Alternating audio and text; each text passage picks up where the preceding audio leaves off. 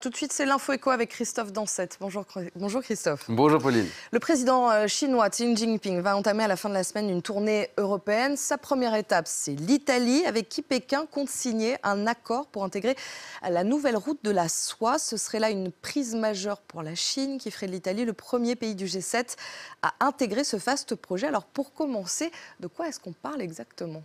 Bien, c'est la Belt and Road Initiative, appelée communément la nouvelle route de la soie, du nom de cette route vieille de plus de 2000 ans. Eh bien, ce projet, il a été lancé en 2013, c'est-à-dire il y a 6 ans, par le président chinois Xi Jinping, un projet de tous les superlatifs, plus de 1000 milliards d'euros d'investissement. Cela passe par la construction de ports, de routes, de gazoducs, de câbles de fibres optiques sous-marins également, tous destinés à relier les continents les uns aux autres et permettre aux produits d'exportation chinois de gagner plus rapidement, plus facilement et de manière plus sûre les pays les uns et les autres. Vous le voyez sur cette carte, c'est surtout cette route de la soie, elle passe surtout par l'Asie évidemment, mais aussi par le Moyen-Orient, l'Afrique et l'Europe. Et puis on le voit, c'est vraiment très impressionnant. Il y a vraiment des connexions partout. Il y en a de partout, c'est des projets gigantesques un peu partout.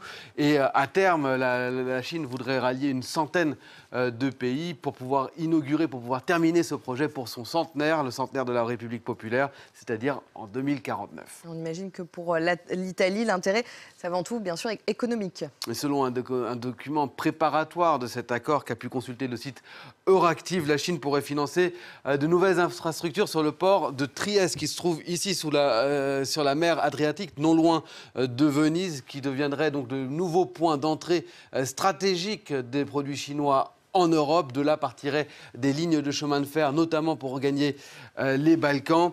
Par ailleurs, cet accord serait également l'occasion de signature de nombreux contrats, notamment dans le domaine de l'énergie, puisque jeudi, lorsque Xi Jinping arrivera en Italie, il sera accompagné de plus de 70 chefs d'entreprise. On imagine évidemment l'intérêt économique pour l'Italie, en tout cas à court terme, des grands projets d'infrastructures financiers entièrement par Pékin, des emplois à la clé, pourquoi pas aussi un essor du tourisme chinois en Italie. C'est en tout cas ce que font miroiter les autorités chinoises. Mais la Chine n'a pas attendu cette initiative pour investir en Europe.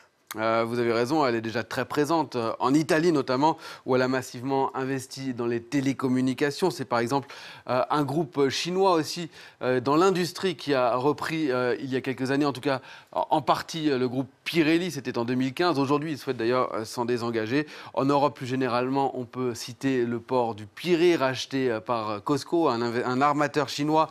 C'était en 2016. Je ne sais pas si on va pouvoir voir le fameux port du Pirée. Le voici, exactement. Mais souvent, ces investissements suscitent une certaine méfiance des Européens qui se méfient notamment du transfert de technologie. On a vu d'ailleurs en Allemagne, l'Allemagne s'opposait à des rachats d'entreprises jugées stratégiques dans les nouvelles technologies par Pékin. Il y a aussi le problème d'une mauvaise gestion. Et là, on voit ces images de l'aéroport de Toulouse-Blagnac, puisque ce groupe avait été racheté par un groupe chinois et le nouveau possesseur de l'aéroport a tout simplement disparu, à tel point que l'opérateur, le tribunal de commerce de Paris, pourrait décider d'annuler cette vente dans les tout prochains jours. Alors vous parliez des Européens. Ironie du sort, l'accord entre Rome et Pékin pourrait être signé vendredi, le jour même du Conseil européen à Bruxelles. Qu'en disent les Européens ? Eh bien pour eux, ce serait un véritable camouflet, car si plusieurs pays de l'Union européenne ont déjà intégré cette nouvelle route de la soie. On peut citer la Pologne, la République tchèque et plus récemment le Portugal qui l'a rallié il y a quelques mois seulement. Aucun des pays fondateurs de l'Europe, ni les grandes puissances économiques européennes ne l'ont intégré, pas l'Espagne, pas l'Allemagne, pas la France. Or, l'Europe voit le projet avec beaucoup de scepticisme, plutôt de méfiance. Elle redoute que la Chine ne crée une dépendance importante à travers des prêts qu'elle accorde, comme c'est par exemple le cas en Afrique. Elle critique également l'opacité des appels d'offres pour les constructions et redoute des préférences faites au groupe chinois, comme on a pu le voir au Pakistan, où aucun groupe pakistanais n'a pu poser le moindre coup de pioche. Merci beaucoup Christophe, c'était l'info éco.